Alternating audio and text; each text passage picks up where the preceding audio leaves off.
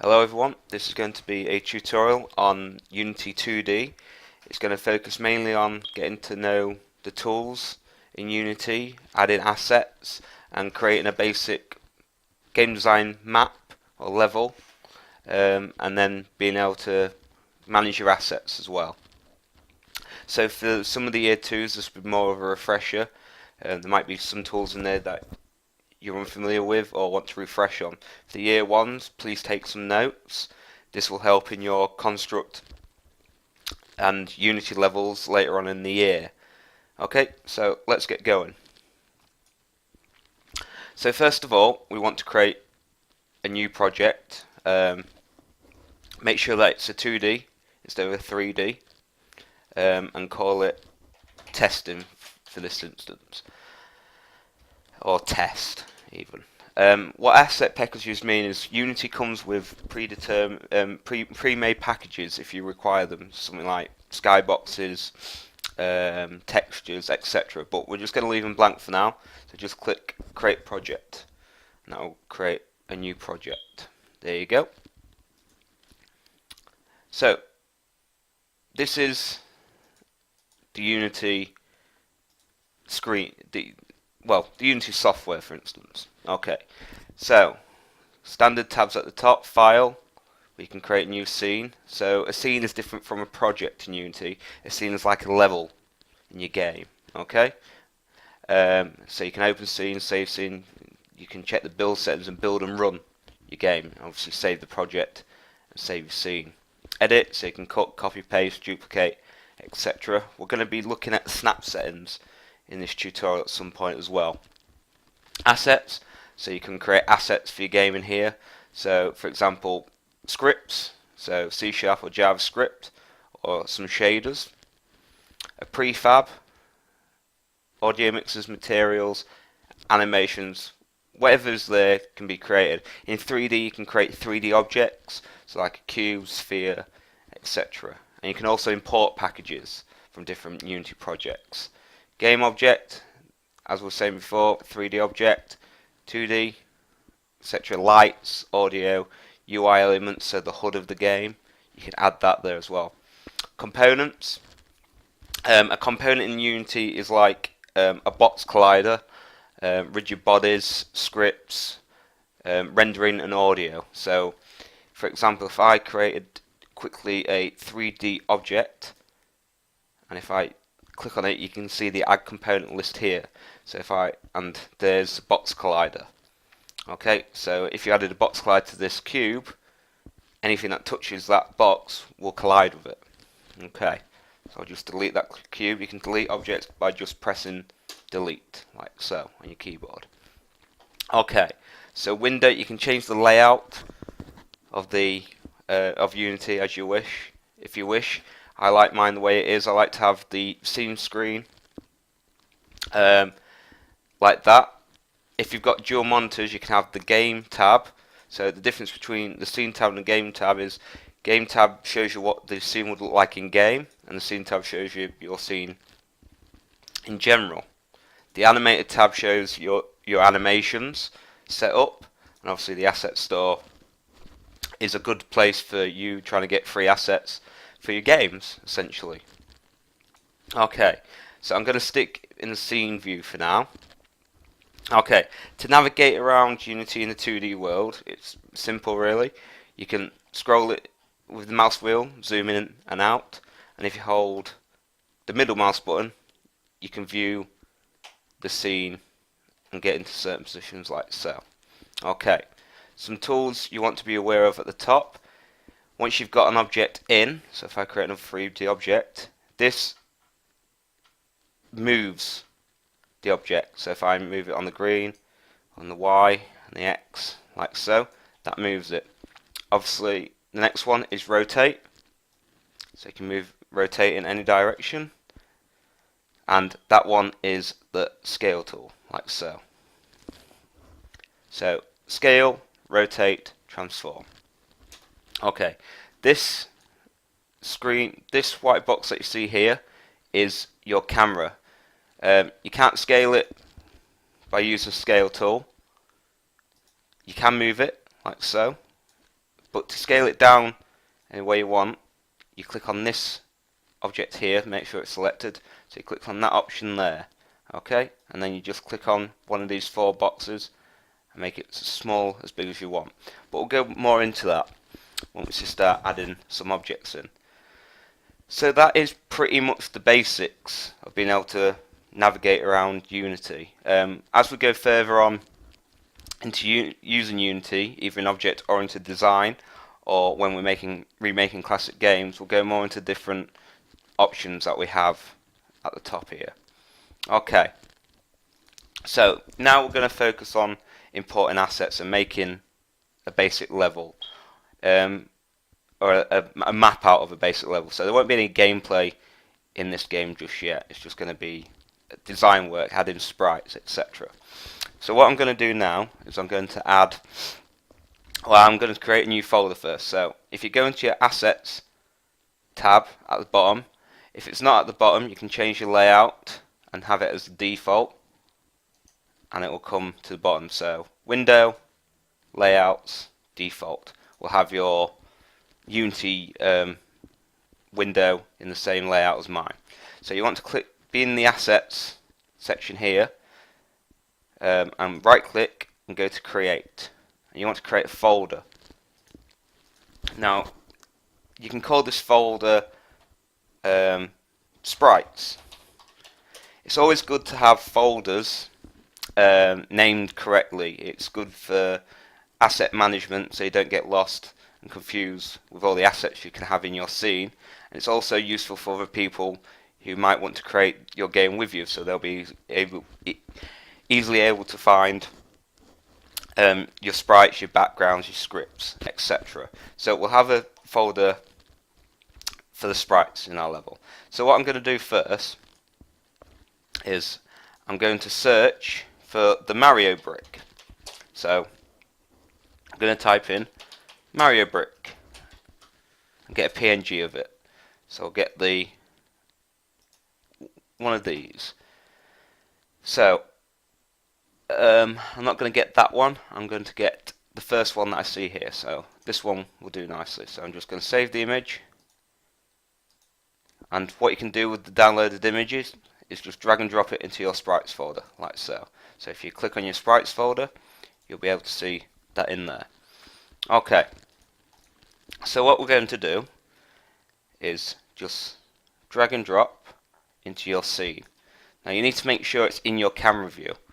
So if you click on game, you'll be able to see that your brick, or your platform, if it's a Mario level, is in that scene. Or it's in your game view, should I say. So I'm just going to bring it across to the right slightly. So I'm going to click on this, bring it to the right slightly, and a bit to the left. You can change the scale of your camera as well, or the size of it, as or when you wish. So what I'm going to do, I'm going to shrink this down slightly. So I'm going to do it in the middle, like so, make it smaller. Okay, so now I've done that, I have my first brick set up, essentially. So there it is in the corner. So what I'm also going to do is I'm going to duplicate this object. But first, before I duplicate, going back to asset management, it's good having folders here, but in our hierarchy, which states what objects are in our scene currently, we also need to make a folder for these objects. So what we're going to do is we're going to create an empty game object. So if you go to game object and create empty, and you're going to call these this. So if you double click on this game object, double click on it,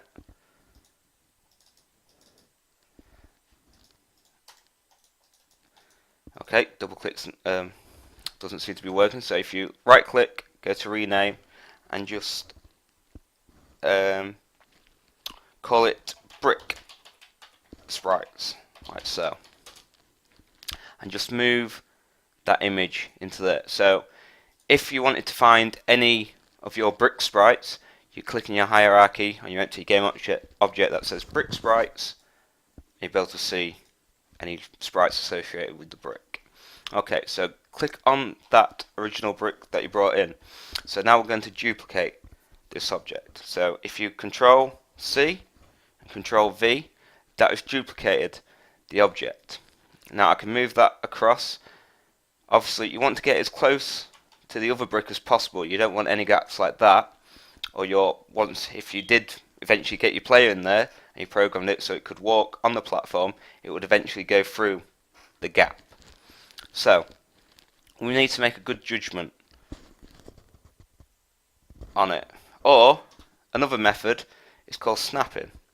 So if you Control C, Control V again, and if you hold Control now and move to the right, it snaps to the grid. Obviously, the way we've got it at the moment, the snap settings means it's going to the right too much. It's going by 1 unit every time we move while holding Control. So we need to change that so it gets closer to this as possible. So what we're going to do is, well, to solve this, you go to Assets, or Edit, sorry, and go to Snap Settings.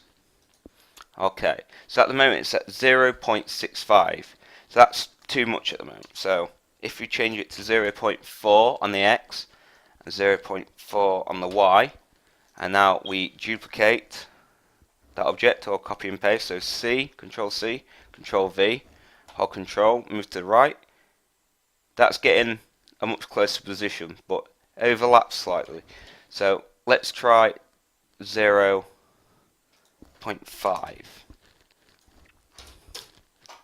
Obviously, some of these numbers might be different on yours. It's depending on the size of your brick. So just mess around the X and Y until you get in a position you're happy with. So hold Control, go to the right. That's a little bit too much as well, because you can see the gap. So let me try 0.47. 0.47.